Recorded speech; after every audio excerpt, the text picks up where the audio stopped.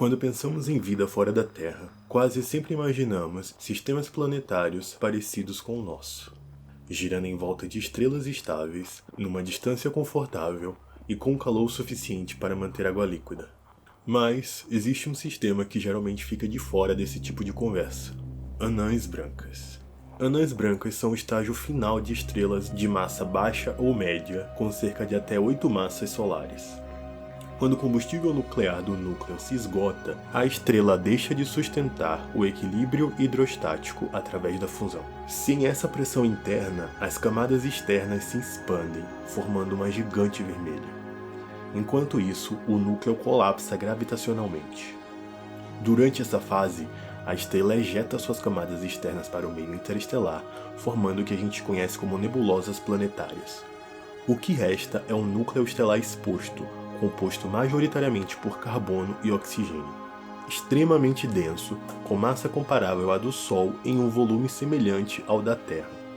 Essa combinação gera um campo gravitacional muito intenso. Por exemplo, a Lua de Júpiter, Io, é o objeto com maior atividade vulcânica do nosso sistema solar. E isso acontece por estar muito próxima de Júpiter. Imagina o que aconteceria com planetas orbitando uma estrela 500 vezes a massa de Júpiter. Ao mesmo tempo, apesar da alta temperatura, anãs brancas têm baixa luminosidade, já que sua área superficial é muito pequena. Isso faz com que a região onde um planeta pode manter água líquida fique extremamente próximo da estrela. E nessas distâncias, os efeitos gravitacionais deixam de ser uniformes. A força exercida do lado do planeta voltado para a estrela é significativamente maior do que no lado oposto. Essa diferença gera forças de maré intensas, capazes de deformar o planeta continuamente ao longo da órbita. Com o tempo, esse processo dissipa a energia rotacional do planeta, reduzindo gradualmente o seu movimento de rotação, até que se atinja um estado de equilíbrio, onde o período de rotação se sincroniza com o período orbital. O resultado é um planeta travado por maré, sempre com a mesma face voltada para sua estrela. As anãs vermelhas mais jovens emitem muita radiação de alta energia, especialmente nas faixas ultravioleta e raio-x. Isso pode arrancar partículas da atmosfera de um planeta ao longo do tempo. Esse processo é conhecido como fotoevaporação. Basicamente, a radiação aquece as camadas superiores da atmosfera até o ponto em que os gases ganham velocidade suficiente para escapar do campo gravitacional do planeta. Com o tempo, isso pode afinar a atmosfera ou até mesmo removê-la completamente. Para evitar isso, o planeta precisa de algum tipo de proteção. Um campo magnético forte o suficiente ajudaria a desviar partículas carregadas vindas da estrela e reduzir essa perda. Outro fator importante seria a pressão superficial. Em termos simples, o peso da atmosfera sobre a superfície do planeta. Quanto maior a pressão, mais densa é a atmosfera. Isso muda completamente a forma como o calor é distribuído. A nossa referência vai ser a Terra, nossa skin base. A pressão superficial do nosso planeta é de 1 atm. Isso se traduz em boa distribuição de calor, diferença moderada entre o dia e a noite e um clima relativamente estável.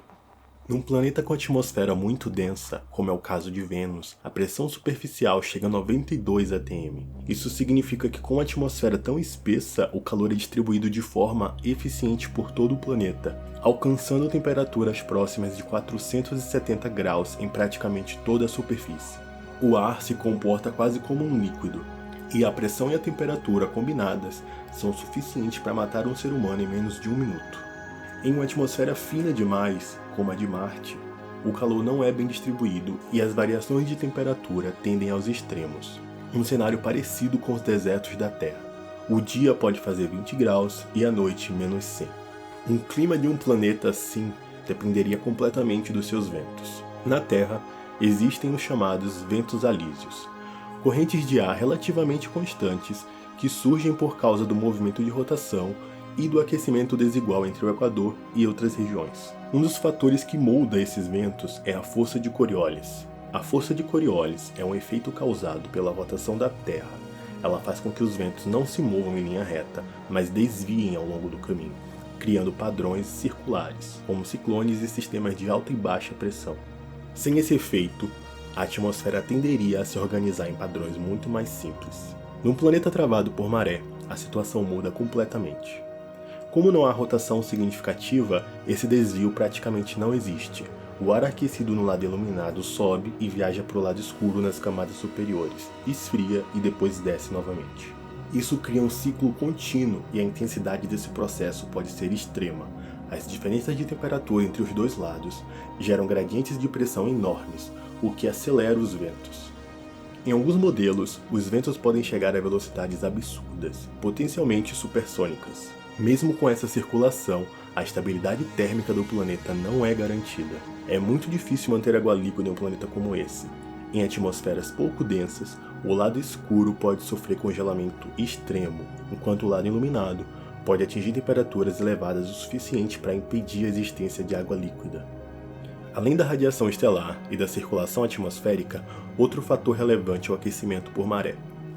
A deformação contínua do planeta ao longo da órbita dissipa energia mecânica no interior do planeta, convertendo em calor.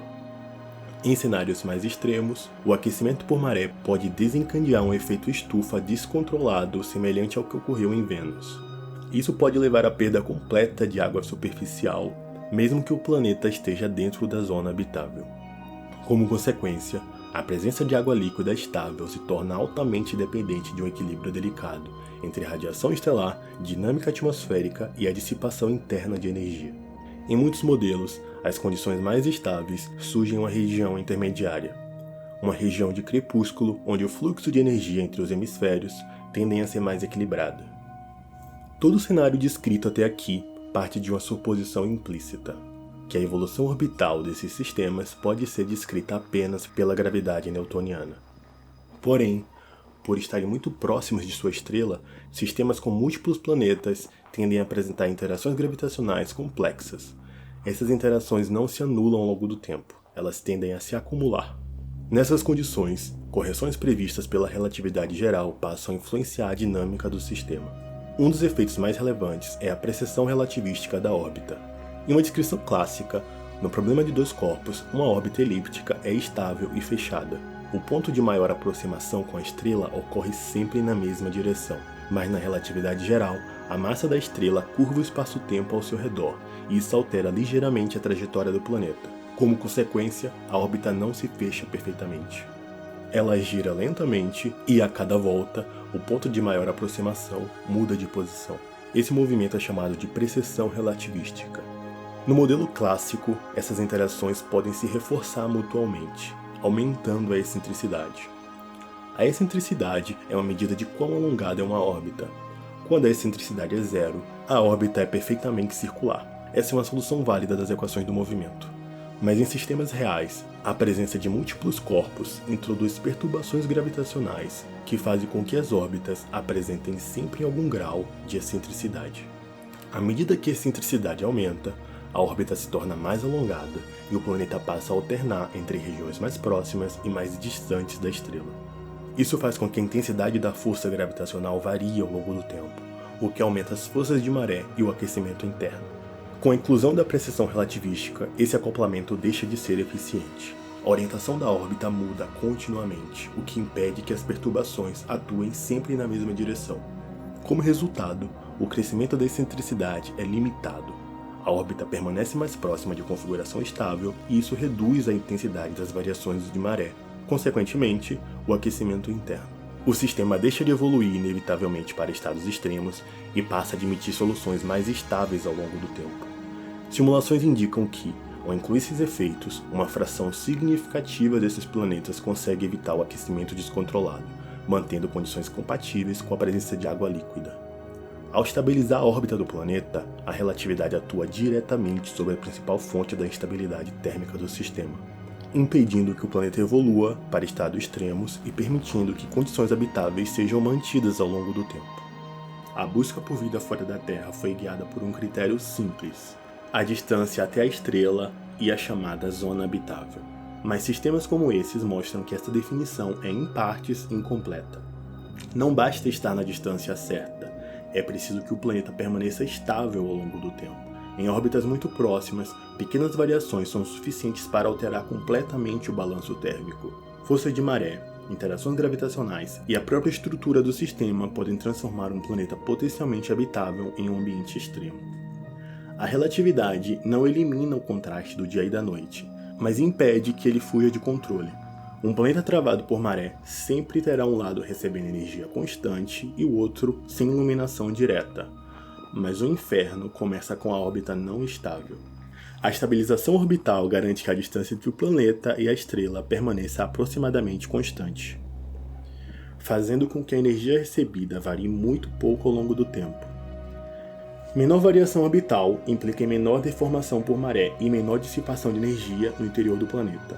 Nesse contexto, cenários extremos de aquecimento, como os observados em Io, tornam-se significativamente menos prováveis.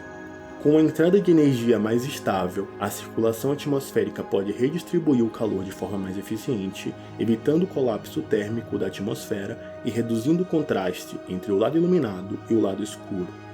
Em outras palavras, a região do terminador pode sustentar condições estáveis por longos períodos.